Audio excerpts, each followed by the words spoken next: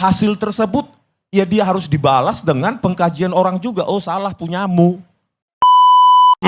Sepertinya Pak Rismon tidak memahami teori warna tentang warna hitam deh. Dia pertama kali meyakini kalau gambar ijazah itu palsu. Saudara itu siapa? Ikut cawe-cawe dalam masalah ijazah palsu. Otoritas saudara dapat di mana? Jawaban Bang Rismon apa? Peneliti tidak harus memiliki perintah atau otoritas apapun untuk memberitakan dia. Secara teknikal itu saya bilang, coba aja tanya 3 hal.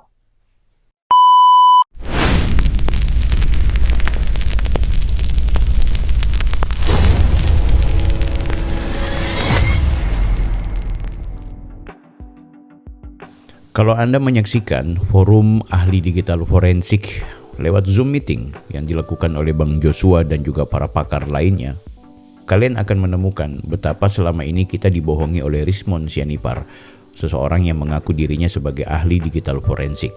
Dan tentunya kalau Anda kemudian mendengarkan lebih komprehensif, Anda justru akan mendapatkan pemahaman yang sangat brilian bahwa ternyata motif dari seorang Rismon Sianipar tidak dalam konteks penelitian sebagaimana yang dia klaim sebagai seseorang yang sedang melakukan pengkajian atau penelitian untuk mengulik terkait ijazah seorang Joko Widodo, mantan presiden ke-7. Guys, di video kali ini saya tentunya tidak akan mengupas video atau rekaman dari Zoom yang dilakukan oleh Bang Joshua dan kawan-kawannya tentunya, melainkan bagaimana kemudian kita komparasikan ada beberapa pernyataan dari seorang Rismon Sianipar dan juga ada bantahan dan sanggahan. Walaupun ini memang tidak sempurna melalui video ini, Anda bisa saksikan di streaming yang sudah disajikan sejak kemarin. Nah, namun kita juga akan mengulik sedikit apa yang akhirnya kita bisa simpulkan dari seorang Rismon Sianipar dan teman-temannya yang melakukan tindakan penuduhan fitnah kepada Pak Joko Widodo yang memiliki ijazah palsu dari Universitas Gadjah Mada. Ini ya guys. Benar kecocokannya dengan itu, misalnya yang diklaim Pak Dumanto.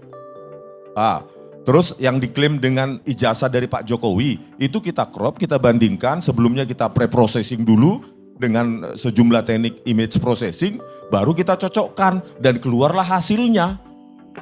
Hasil tersebut ya dia harus dibalas dengan pengkajian orang juga. Oh salah punyamu, itu nggak cocok dengan si ini buktinya. Taruh ke media sosialmu atau dalam YouTube, presentasikan sajiannya, kajiannya, begitu. Tetapi kalau metodologi penelitian harus berakhir di meja laporan polisi dan penyidiknya juga nggak paham dengan kajian-kajian kita, itu membuat saya khawatir. Takutnya bahasa saya mencoba untuk membumikan itu menjadi senjata mereka untuk kepada saya, begitu Bang Karni. Nah guys, nampaknya Bang Rismon ini dia terjebak pada perspektifnya sendiri guys. Seharusnya kalau memang benar-benar dia mau menjadikan ini sebagai sebuah studi keilmiahan, ya harusnya hadir juga undangan terbuka yang dilakukan oleh Bang Joshua, ya kan? Artinya Bang Rismon ini sebenarnya ini nada ketakutan, nada di mana ketika dia bilang ketika ini hal yang kemudian harus diarahkan ke pengadilan, maka ini sangat mengkhawatirkan. Khawatirnya adalah jangan sampai bahasa-bahasa yang dikemukakan oleh Rismon yang merasa ahli dalam bidangnya itu akhirnya menjadi satu semacam apa ya, satu target dari penyidik yang akhirnya menilai bahwa dia ini miss. Nah, ketika terjadi miss, maka dia berpotensi kemudian tetap akan dipenjarakan.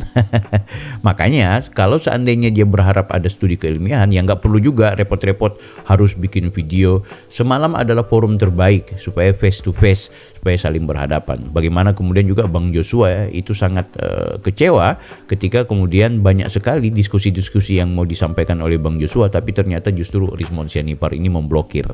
Pertama kali muncul ya Rismon menganalisis ijazah Jokowi, dia pertama kali meyakini kalau gambar ijazah itu palsu, gitu ya. Gambar ijazah yang ditunjukkan sebuah media kalau nggak salah, fotokopinya malah gitu ya, itu palsu.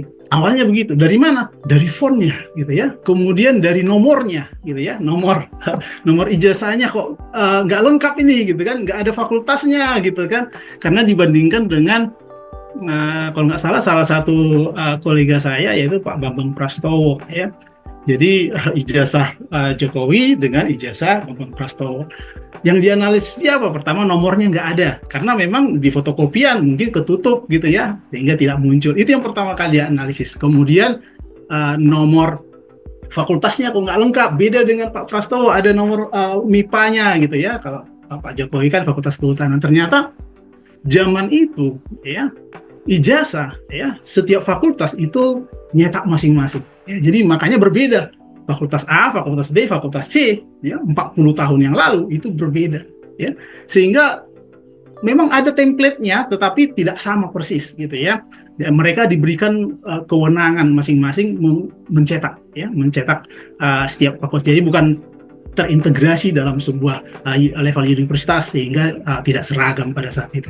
Nah itu. Guys, sebenarnya yang harus kemudian dipahami oleh seorang Rismon Sianipar adalah bagaimana kemudian dia juga melakukan penelitian itu berbasis kesejarahan ya, yang sifatnya klarifikasi. Dia juga harus secara kualitatif itu mendatangi kampus, melakukan penelitian itu secara komprehensif, tidak kemudian terjebak pada teori-teori digital forensiknya, apalagi yang selama ini dia kemukakan oleh pakar-pakar ahli digital forensik yang disampaikan oleh Bang Joshua tadi, itu semua keliru.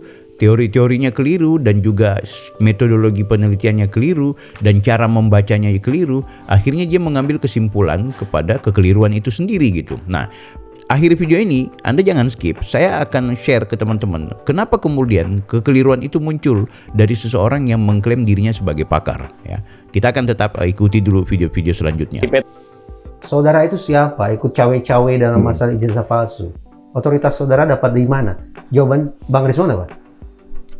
Jawaban saya menolak menjawab. Karena gini, saya menghindari jawaban-jawaban teknis yang nanti malah dipersepsikan secara lain. Oke, gitu. itu di ruang penyidik. Kalau di ruang kalau di ruang di sini, ya peneliti itu bebas nilai, bebas kepentingan, bebas otoritas. Jadi apapun, bahkan galaksi pun harus kita teliti. Gitu.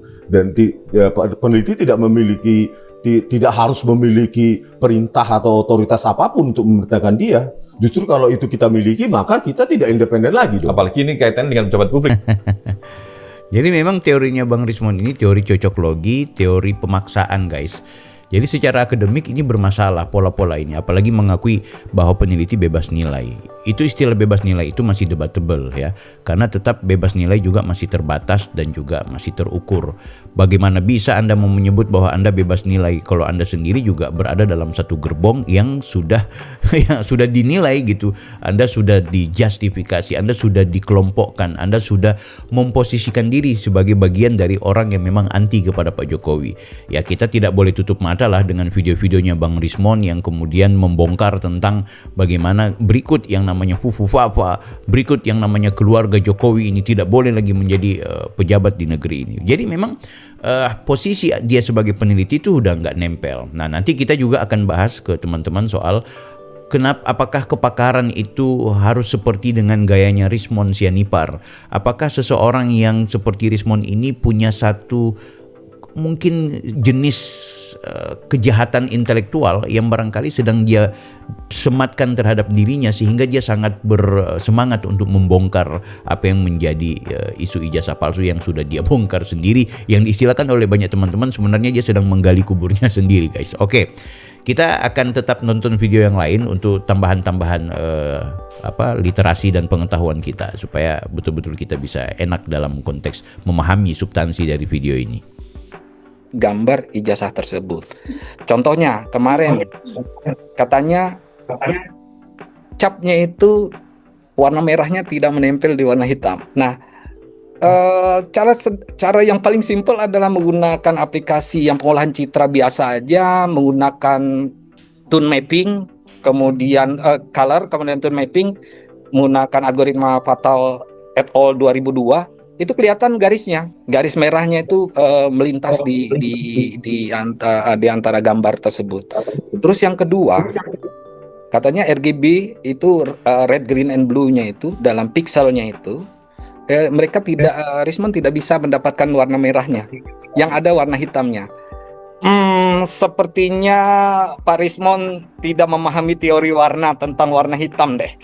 Warna hitam tuh RGB-nya kan 0000. Sewaktu kita kasih variasi RGB, itu akan kelihatan antara warna gradasi, warna hitam dan warna merah di atasnya. Nah, baru kita konfirmasi bahwa kalau itu capnya itu menempel di gambar yang transparan, kemungkinan besar ininya tidak akan kelihatan. Tapi itu kan foto jenis tahun 80-an. Jenis tahun 80-an itu dia menyerap warna merahnya di gambar warna hitam. Jadi ada, makanya prosedur forensik di Polri itu sudah benar. Mereka berdasarkan perilaku atau metode ilmiah. Jadi Guys, secara singkat ya, setelah kita dengarkan penyampaian Pak Roni Teguh tadi, kita akhirnya menyadari bahwa memang apa yang dilakukan oleh Bang Rismond itu adalah sebuah sikap prematur dan terburu-buru untuk kemudian menentukan ijazah Pak Jokowi itu palsu. Dan saya menarik ya ketika Bang Joshua juga sempat mengatakan sebenarnya ada lompatan-lompatan teori yang dimainkan oleh Rismond Sianipar ketika dia gagal menerjemahkan masalah font karena mudah dibantah karena font Time New Roman itu sudah ada sejak tahun 60-an. Bahkan WA Joshua kepada Rismond. Yang kedua juga akhirnya dia melompat kepada nomor ijazah yang bermasalah padahal itu fotokopi sehingga terpotong. Itu juga terbantahkan. Dia melompat lagi akhirnya ke foto ya guys. Ketika di foto pun Pak Roni Teguh mengatakan nampaknya Rismond sendiri ini gagal paham tentang pewarnaan, terutama ketika tempelan warna hitam yang kemudian dicampuri dengan warna merah tetap ada eksistensi hitam yang lebih mendominasi ketimbang warna lainnya karena kode-kode yang disampaikan tadi. Dari sini kita akhirnya bisa berkesimpulan secara sederhana bahwa memang Rismond ini terlalu memaksakan teori dan juga perspektifnya untuk kemudian mencocok logikan melalui ego yang dia miliki untuk memastikan yang namanya ijazah Pak Jokowi itu palsu.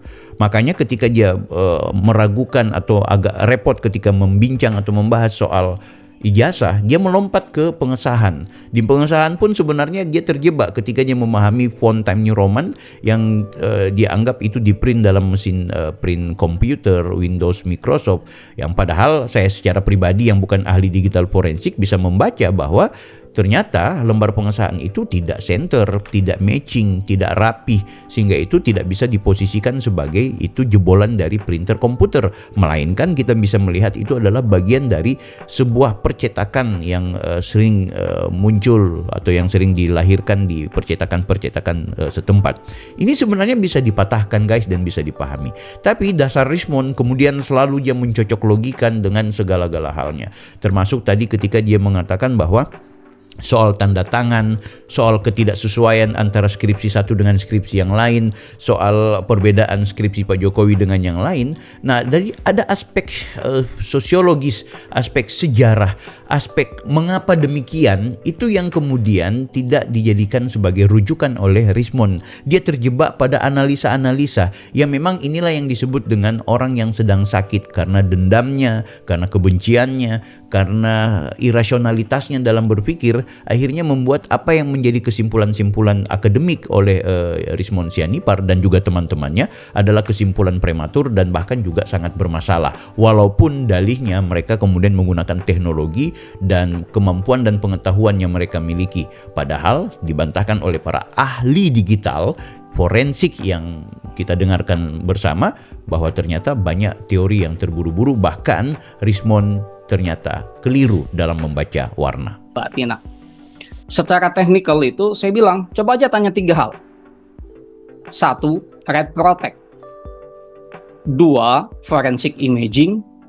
Yang ketiga hash. Tanya itu 3 hal itu. Kalau dia bisa jawab 3 hal itu, iya, dia memang punya pengalaman pemeriksaan digital forensik. Betul ya Bang Joshua, kan itu kan dulu saya sama Bang Joshua tuh sering diskusi tentang itu. Jadi kalau Anda mau mendengarkan penjelasan lebih komprehensif yang disampaikan oleh Pak Nu, ya sekali lagi Anda bisa ikuti live streamingnya, bisa di channel YouTube saya, di live kemarin, atau juga langsung di DF Talk. Saya mau bilang bahwa sebenarnya Pak Muhammad Nuh ini juga semacam memberikan pernyataan retoris, artinya pernyataan yang pertanyaan yang sebenarnya ingin menegasikan bahwa Rismond ini nampaknya itu gagal paham terhadap 3 item tadi yang disebutkan dalam istilah-istilah digital forensik. Nah, selain itu, kalau Anda ikuti kelanjutan dari videonya Pak Muhammad, dia ingin mengatakan bahwa coba kita pertanyakan apakah seorang Rizmon Sianipar, orang yang dipakai oleh persidangan, dia itu sebagai pribadi yang betul-betul selalu lolos dan menang dalam setiap perspektifnya. Dari track record ini saja kita bisa memastikan bahwa yang namanya Rizmon Sianipar itu tidak masuk dalam kategori kepakaran yang betul-betul profesional.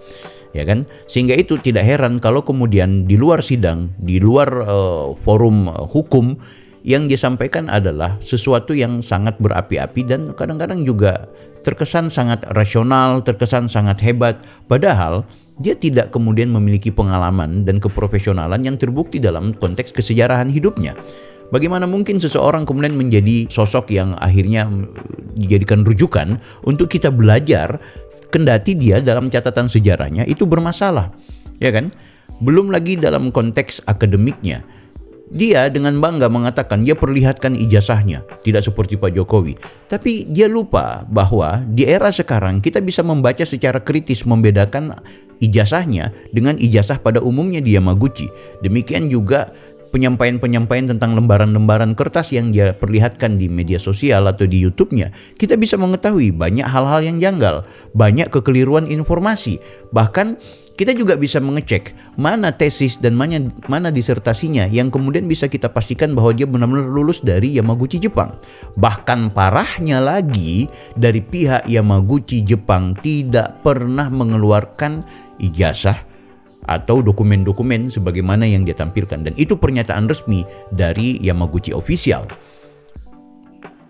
Karena hanya 122 SKS gitu ya.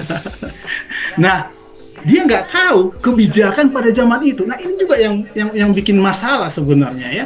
Kenapa ya orang ini tanpa melakukan verifikasi dulu, tanpa memahami ya cara kerja peraturan di zaman itu ya, tapi berani ya mengungkapkan hal-hal yang konyol sebenarnya karena ketidaktahuannya. Jadi benar si Mark Twain bilang ya bahwa orang bodoh ya itu memang tidak peduli dengan kebenaran. Dia akan mencari pembenaran-pembenaran saja. Contohnya seperti ini. Contohnya tadi sejenis font dan seterusnya. Dia akan cari lagi nanti yang lain. Nah, ini saya coba jelaskan. Jadi di sini ada petunjuk ya program studi S1 Fakultas Kehutanan yang sudah kita dapatkan. Ya, jadi di sini jelas bahwa orang yang mendapatkan sarjana, ya, di Fakultas Kehutanan ada syarat-syaratnya di sini, semuanya jelas diatur dan memang ada beberapa nilai gitu ya, nilai Pak Jokowi di semester tertentu yang dimunculkan di sana, ya. Kemudian ada juga yang totalnya yang dimunculkan di sana dan dia nggak tahu itu totalnya 122 itu apanya. Itu pengalinya ya. Jadi bisa kita lihat di sini ya. Saya coba sini ya. Hasil evaluasi. Nah, ini terutama bagian yang ini ya. Nah, ini ya. Sarjana muda itu harus mendapatkan berapa kredit? Berkisar 110 ya. Sedangkan S1 itu 160. Total SKS yang didapatkan Jokowi itu kurang lebih 120 untuk sarjana muda dan 40 untuk sarjana. Jadi totalnya udah memenuhi. Termasuk juga nilai-nilainya. Ya, mungkin ada satu semester dia di bawah 2, tapi selainnya di atas 2. Dan itu sudah lolos di sini. Ya. Jadi kalau kita lihat, nah ini lebih besar dari 2, itu sudah lulus. Kemudian S1-nya 40 SKS. Rata-ratanya akhirnya 3 sekian yang muncul di layar sini ya. Itu benar. Jadi guys, dari kesimpulan para pakar, kita kemudian menilai bahwa Bang Rizmon ini orang yang bisa dikategorikan ironis dan hipokrit. Itu pasti, artinya orang yang sebenarnya hanya memiliki dendam kesumat yang kemudian akhirnya delegitimasi, tidak kemudian memberikan penghormatan dan rasa empati terhadap kebenaran-kebenaran lain. Nah, inilah yang kemudian kita juga harus pahami bersama bahwa ternyata menjadi pakar itu tidak sekedar menguasai teori, tapi juga ada attitude yang kemudian harus dia berikan. Nah, aku mau share ke teman, ada salah satu kiriman dari salah seorang profesor, dia ini kebetulan subscriber juga. Dia memberikan satu perspektif dalam konteks bagaimana kemudian memahami atau mengetahui bahwa apakah kemudian kita layak dikategori sebagai seorang pakar. Pertama, tentunya syarat menjadi pakar adalah soal pemahaman teori dan praktek secara luas dan dalam. Kalau kita mau lihat apakah kemudian seorang Rizmon lolos dari pengetahuan yang luas dan dalam, mengingat ternyata dia banyak kelemahan-kelemahan, dia banyak problem-problem dalam memahami hal tersebut. Yang kedua, latar belakang akademik dan juga pelatihan. Oke, mungkin dia pernah ikut pelatihan, tapi bagaimana dengan masalah akademiknya yang dia ada di S2, S3 yang bermasalah itu, guys? Yang ketiga, pengalaman praktis dalam bidangnya. Kapan dia punya pengalaman praktis? Dalam persidangan-persidangan dia selalu kalah sebagai seorang analis digital forensik. Yang keempat, profesional yang diakui institusi dan komunitas. Siapa institusi? Siapa komunitas yang mengakui kepakaran atau keprofesionalan seorang Rizmon Sianipar? Yang kelima, proceedingnya atau karya penelitian itu memberi solusi. Sampai dengan sekarang, apakah Indonesia mendapatkan solusi dari karya-karya seorang Rizmon Sianipar? Bahwa dia bilang dia punya tesis dan juga disertasi yang dijadikan bahan untuk intelijen yang ada di Jepang, itu adalah omongan bohong semata, guys. Kita harus akui itu. Sebab apa? Mana mungkin negara sehebat dan sedahsyat Jepang kemudian membutuhkan pikiran seorang Rizmon Sianipar yang ternyata dalam kasus ijazah palsu yang dia nilai terhadap Pak Jokowi, banyak sekali teori-teorinya yang bermasalah. Dan yang terakhir adalah profesi beretika, penuh integritas dan tanggung jawab. Oke guys, Anda sudah baca itu, Anda sudah lihat itu, dan terima kasih, ini informasi dan penyampaian dari salah seorang yang subscriber sekaligus memberikan tambahan informasi buat kita semua. Kalau menurut kalian bagaimana? Rizmon masuk nggak dalam syarat kepakaran? Apalagi Roy Suryo? Tulis di kolom komentar. Kita berjumpa di video berikutnya. Saya Bang Bill, Offside.